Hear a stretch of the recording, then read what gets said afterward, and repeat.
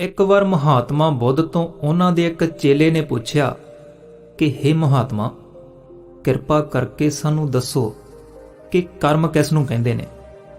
ਤਾਂ ਮਹਾਤਮਾ ਬੁੱਧ ਨੇ ਆਪਣੇ ਚੇਲੇ ਨੂੰ ਕਿਹਾ ਕਿ ਕਰਮਾਂ ਨੂੰ ਸਮਝਾਉਣ ਦੇ ਲਈ ਮੈਂ ਤੈਨੂੰ ਇੱਕ ਕਹਾਣੀ ਸੁਣਾਉਂਦਾ ਹਾਂ।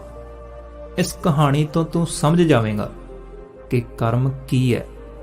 ਮਹਾਤਮਾ ਬੁੱਧ ਨੇ ਕਹਾਣੀ ਸੁਣਾਉਣੀ ਸ਼ੁਰੂ ਕੀਤੀ ਕਿ ਕਿਸੇ ਸ਼ਹਿਰ ਵਿੱਚ ਇੱਕ ਰਾਜਾ ਰਾਜ ਕਰਦਾ ਸੀ। ਇੱਕ ਦਿਨ ਉਹ ਘੋੜੇ ਤੇ ਬੈਠ ਕੇ ਆਪਣੇ ਰਾਜ ਦਾ ਚੱਕਰ ਲਗਾ ਰਿਹਾ ਸੀ। ਚਾਰੇ ਪਾਸੇ ਘੁੰਮਣ ਤੋਂ ਬਾਅਦ ਉਹ ਇੱਕ ਦੁਕਾਨ ਦੇ ਸਾਹਮਣੇ ਜਾ ਕੇ ਰੁਕ ਗਿਆ। ਰੁਕਣ ਤੋਂ ਬਾਅਦ ਰਾਜੇ ਨੇ ਆਪਣੇ ਮੰਤਰੀ ਨੂੰ ਕਿਹਾ ਕਿ ਮਹਾਮੰਤਰੀ, ਪਤਾ ਨਹੀਂ ਕਿਉਂ ਇਸ ਦੁਕਾਨਦਾਰ ਉੱਪਰ ਮੈਨੂੰ ਕ੍ਰੋਧ ਆ ਰਿਹਾ। ਬਸ ਇਹ ਦਿਲ ਕਰ ਰਿਹਾ ਕਿ ਜਲਦ ਤੋਂ ਜਲਦ ਇਸ ਦੁਕਾਨਦਾਰ ਨੂੰ ਫਾਂਸੀ ਦੀ ਸਜ਼ਾ ਸੁਣਾ ਦੇਵਾਂ। ਇਸ ਨੂੰ ਮੌਤ ਦੀ ਸਜ਼ਾ ਦੇਣ ਦਾ ਮੇਰਾ ਮਨ ਕਰ ਰਿਹਾ ਹੈ। ਤਾਂ ਮੰਤਰੀ ਰਾਜੇ ਨੂੰ ਉਸ ਗੱਲ ਦਾ ਕਾਰਨ ਪੁੱਛਦਾ ਕਿ ਐਨੇ ਵਿੱਚ ਰਾਜਾ ਉੱਥੋਂ ਅੱਗੇ ਨਿਕਲ ਪਿਆ। ਇਸ ਗੱਲ ਦਾ ਪਤਾ ਲਗਾਉਣ ਦੇ ਲਈ ਮੰਤਰੀ ਅਗਲੇ ਹੀ ਦਿਨ ਭੇਸ ਬਦਲ ਕੇ ਇੱਕ ਆਮ ਆਦਮੀ ਦਾ ਰੂਪ ਧਾਰਨ ਕਰਕੇ ਉਸ ਦੁਕਾਨ ਵਿੱਚ ਜਾ ਪਹੁੰਚਿਆ। ਉਹ ਦੁਕਾਨਦਾਰ ਚੰਦਨ ਦੀਆਂ ਲੱਕੜਾਂ ਵੇਚਣ ਦਾ ਕੰਮ ਕਰਦਾ ਸੀ। ਮੰਤਰੀ ਨੇ ਦੁਕਾਨਦਾਰ ਤੋਂ ਪੁੱਛਿਆ ਕਿ ਭਾਈ ਸਾਹਿਬ, ਤੇਰਾ ਕੰਮ ਕਿਵੇਂ ਚੱਲ ਰਿਹਾ? ਤਾਂ ਦੁਕਾਨਦਾਰ ਨੇ ਦੱਸਿਆ ਕਿ ਉਸ ਦਾ ਬਹੁਤ ਹੀ ਬੁਰਾ ਹਾਲ ਹੈ। ਲੋਕ ਉਸ ਦੀ ਦੁਕਾਨ ਤੇ ਆਉਂਦੇ ਤਾਂ ਹੈਗੇ ਨੇ ਤੇ ਉਸ ਦੀਆਂ ਚੰਦਨ ਦੀਆਂ ਲੱਕੜਾਂ ਨੂੰ ਸੁੰਘ ਕੇ ਪ੍ਰਸ਼ੰਸਾ ਵੀ ਬਹੁਤ ਕਰਦੇ ਨੇ, ਪਰ ਖਰੀਦਦਾ ਕੋਈ ਵੀ ਨਹੀਂ। ਉਸਨੇ ਮੰਤਰੀ ਨੂੰ ਇਹ ਵੀ ਦੱਸਿਆ ਕਿ ਮੈਂ ਇਸ ਗੱਲ ਦੀ ਉਡੀਕ ਕਰ ਰਿਹਾ ਕਿ ਕਦੋਂ ਸਾਡੇ ਰਾਜ ਦੇ ਰਾਜੇ ਦੀ ਮੌਤ ਹੋਵੇ ਤੇ ਉਸ ਦੇ ਅੰਤਮ ਸੰਸਕਾਰ ਲਈ ਮੇਰੇ ਤੋਂ ਬਹੁਤ ਸਾਰੀਆਂ ਚੰਦਨ ਦੀਆਂ ਲੱਕੜਾਂ ਖਰੀਦ ਲਈਆਂ ਜਾਣ। ਸ਼ਾਇਦ ਉਸ ਤੋਂ ਬਾਅਦ ਮੇਰੇ ਵਪਾਰ ਵਿੱਚ ਬਹੁਤ ਜ਼ਿਆਦਾ ਵਾਧਾ ਹੋ ਜਾਵੇ ਤੇ ਮੇਰਾ ਵਪਾਰ ਸੋਹਣਾ ਚੱਲਣ ਲੱਗ ਜਾਵੇ। ਇਹ ਸੁਣਨ ਤੋਂ ਬਾਅਦ ਮੰਤਰੀ ਨੂੰ ਸਾਰੀ ਗੱਲ ਸਮਝ ਵਿੱਚ ਆ ਗਈ। ਉਹ ਸਮਝ ਗਿਆ ਕਿ ਇਹੀ ਉਹ ਨਕਾਰਾਤਮਕ ਵਿਚਾਰ ਹੈ ਜਿਸ ਨੇ ਰਾਜੇ ਦੇ ਵਿਚਾਰਾਂ ਨੂੰ ਵੀ ਨਕਾਰਾਤਮਕ ਬਣਾ ਦਿੱਤਾ ਹੈ। ਜਦੋਂ ਰਾਜਾ ਇਸ ਦੁਕਾਨ ਦੇ ਅੱਗਿਓਂ ਗੁਜ਼ਰ ਰਿਹਾ ਸੀ ਤੇ ਰਾਜੇ ਨੇ ਇਸ ਦੁਕਾਨਦਾਰ ਨੂੰ ਦੇਖਿਆ, ਤਾਂ ਇਸ ਦੁਕਾਨਦਾਰ ਦੀ ਮਾੜੀ ਸੋਚ ਦੀ ਊਰਜਾ ਨੇ ਰਾਜੇ ਨੂੰ ਨਕਾਰਾਤਮਕ ਤਰੀਕੇ ਨਾਲ ਪ੍ਰਭਾਵਿਤ ਕੀਤਾ। ਉਸ ਦੀ ਵਜ੍ਹਾ ਨਾਲ ਹੀ ਰਾਜੇ ਦੇ ਦਿਮਾਗ ਵਿੱਚ ਇਸ ਨੂੰ ਮੌਤ ਦੀ ਸਜ਼ਾ ਦੇਣ ਦਾ ਵਿਚਾਰ ਆ ਗਿਆ। ਉਹ ਮੰਤਰੀ ਬਹੁਤ ਹੀ ਬੁੱਧੀਮਾਨ ਸੀ, ਇਸ ਲਈ ਉਸਨੇ ਸੋਚਿਆ ਕਿ ਮੈਂ ਥੋੜੀ ਬਹੁਤ ਇਸ ਤੋਂ ਚੰਦਨ ਖਰੀਦ ਲੈਂਦਾ। ਤੇ ਉਸਨੇ ਉਸ ਦੁਕਾਨਦਾਰ ਨੂੰ ਪੁੱਛਿਆ ਕਿ ਮੈਂ ਤੁਹਾਡੇ ਤੋਂ ਥੋੜੀਆਂ ਜਿਹੀਆਂ ਚੰਦਨ ਦੀਆਂ ਲੱਕੜਾਂ ਖਰੀਦ ਸਕਦਾ? ਇਹ ਸੁਣ ਕੇ ਉਹ ਦੁਕਾਨਦਾਰ ਬਹੁਤ ਹੀ ਖੁਸ਼ ਹੋ ਗਿਆ। ਉਸਨੇ ਸੋਚਿਆ, ਚਲੋ ਕੁਝ ਤਾਂ ਵੇਖਿਆ।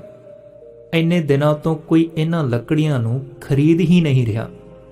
ਉਸ ਦੁਕਾਨਦਾਰ ਨੇ ਚੰਦਨ ਦੀਆਂ ਲੱਕੜੀਆਂ ਨੂੰ ਚੰਗੀ ਤਰ੍ਹਾਂ ਕਾਗਜ਼ ਵਿੱਚ ਲਪੇਟਿਆ ਤੇ ਲਪੇਟ ਕੇ ਮੰਤਰੀ ਨੂੰ ਦੇ ਦਿੱਤੀਆਂ। ਅਗਲੀ ਸਵੇਰ ਉਹ ਮੰਤਰੀ ਉਹਨਾਂ ਚੰਦਨ ਦੀਆਂ ਲੱਕੜੀਆਂ ਨੂੰ ਲੈ ਕੇ ਰਾਜੇ ਦੇ ਦਰਬਾਰ ਵਿੱਚ ਪਹੁੰਚ ਗਿਆ ਤੇ ਰਾਜੇ ਨੂੰ ਕਿਹਾ ਕਿ ਮਹਾਰਾਜ, ਉਸ ਦੁਕਾਨਦਾਰ ਨੇ ਜਿਸ ਨੂੰ ਤੁਸੀਂ ਫਾਂਸੀ ਦੀ ਸਜ਼ਾ ਦੇਣਾ ਚਾਹੁੰਦੇ ਸੀ, ਤੁਹਾਡੇ ਲਈ ਤੋਹਫੇ ਵਿੱਚ ਇਹ ਚੰਦਨ ਦੀਆਂ ਲੱਕੜਾਂ ਭੇਜੀਆਂ ਨੇ। ਇਹ ਸੁਣ ਕੇ ਰਾਜਾ ਬਹੁਤ ਹੀ ਖੁਸ਼ ਹੋਇਆ ਤੇ ਮਨ ਹੀ ਮਨ ਸੋਚਣ ਲੱਗਿਆ ਕਿ ਮੈਂ ਬੇਕਾਰ ਵਿੱਚ ਹੀ ਉਸ ਦੁਕਾਨਦਾਰ ਬਾਰੇ ਗਲਤ ਸੋਚਣ ਲੱਗਿਆ ਸੀ। ਰਾਜੇ ਨੇ ਚੰਦਨ ਦੀ ਲੱਕੜੀ ਨੂੰ ਹੱਥ ਵਿੱਚ ਫੜਿਆ ਤੇ ਉਸ ਨੂੰ ਸੁੰਘਿਆ। ਉਸ ਵਿੱਚੋਂ ਬਹੁਤ ਹੀ ਸੁੰਦਰ ਖੁਸ਼ਬੂ ਆ ਰਹੀ ਸੀ।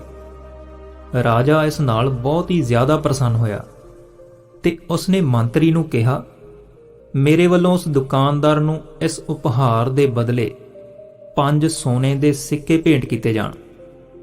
ਅਗਲੀ ਸਵੇਰ ਉਹ ਮੰਤਰੀ ਫਿਰ ਉਸੇ ਆਮ ਆਦਮੀ ਦਾ ਰੂਪ ਧਾਰਨ ਕਰਕੇ ਸੋਨੇ ਦੇ ਸਿੱਕਿਆਂ ਸਮੇਤ ਉਸ ਦੁਕਾਨਦਾਰ ਕੋਲ ਜਾ ਪਹੁੰਚਿਆ ਤੇ ਉਸ ਨੂੰ ਜਾ ਕੇ ਦੱਸਿਆ ਕਿ ਤੇਰੀਆਂ ਉਹ ਚੰਦਨ ਦੀਆਂ ਲੱਕੜਾਂ ਰਾਜੇ ਨੂੰ ਬਹੁਤ ਜ਼ਿਆਦਾ ਪਸੰਦ ਆਈਆਂ ਤੇ ਉਸ ਨੂੰ ਉਹ 5 ਸੋਨੇ ਦੇ ਸਿੱਕੇ ਦੇ ਦਿੱਤੇ।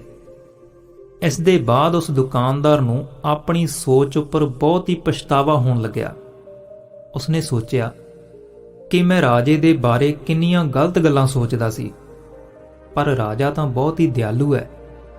ਤੇ ਇੱਥੇ ਹੀ ਮਹਾਤਮਾ ਬੁੱਧ ਨੇ ਕਹਾਣੀ ਨੂੰ ਖਤਮ ਕਰ ਦਿੱਤਾ ਤੇ ਆਪਣੇ ਚੇਲੇ ਨੂੰ ਪੁੱਛਿਆ ਕਿ ਹੁਣ ਤੂੰ ਦੱਸ ਕਿ ਕਰਮ ਕੀ ਹੁੰਦਾ ਹੈ। ਚੇਲੇ ਨੇ ਉੱਤਰ ਦਿੰਦੇ ਹੋਏ ਕਿਹਾ ਕਿ ਸਾਡੇ ਸ਼ਬਦ ਹੀ ਸਾਡੇ ਕਰਮ ਨੇ। ਅਸੀਂ ਜੋ ਕੰਮ ਕਰਦੇ ਹਾਂ ਉਹੀ ਸਾਡੇ ਕਰਮ ਨੇ। ਸਾਡੀਆਂ ਜੋ ਭਾਵਨਾਵਾਂ ਨੇ ਉਹੀ ਸਾਡੇ ਕਰਮ ਨੇ। ਮਹਾਤਮਾ ਬੁੱਧ ਨੇ ਉਸ ਦਾ ਜਵਾਬ ਸੁਣਨ ਤੋਂ ਬਾਅਦ ਕਿਹਾ, ਤੁਹਾਡੇ ਵਿਚਾਰ ਹੀ ਤੁਹਾਡੇ ਕਰਮ ਨੇ, ਕਿਉਂਕਿ ਤੁਸੀਂ ਜੋ ਵਿਚਾਰਦੇ ਹੋ ਅਸਲ ਜ਼ਿੰਦਗੀ ਵਿੱਚ ਤੁਸੀਂ ਉਹੀ ਕੰਮ ਕਰਦੇ ਹੋ। ਜੇਕਰ ਤੁਸੀਂ ਆਪਣੇ ਵਿਚਾਰਾਂ ਉੱਪਰ ਕਾਬੂ ਕਰਨਾ ਸਿੱਖ ਲਿਆ ਤਾਂ ਤੁਸੀਂ ਇੱਕ ਮਹਾਨ ਇਨਸਾਨ ਬਣ ਜਾਂਦੇ ਹੋ। ਜਦੋਂ ਤੁਸੀਂ ਚੰਗਾ ਸੋਚਦੇ ਹੋ ਤਾਂ ਤੁਹਾਡੇ ਨਾਲ ਚੰਗਾ ਹੀ ਹੁੰਦਾ ਹੈ ਤੇ ਉਹ ਹੁੰਦਾ ਹੀ ਰਹੇਗਾ। ਇਸ ਲਈ ਦੋਸਤੋ, ਮੈਂ ਵੀ ਕਹਿਣਾ ਚਾਹੂੰਗਾ, ਜੇਕਰ ਤੁਸੀਂ ਚੰਗਾ ਸੋਚੋਗੇ ਤਾਂ ਦੂਸਰੇ ਵੀ ਤੁਹਾਡੇ ਬਾਰੇ ਚੰਗਾ ਸੋਚਣ ਲੱਗ ਜਾਣਗੇ।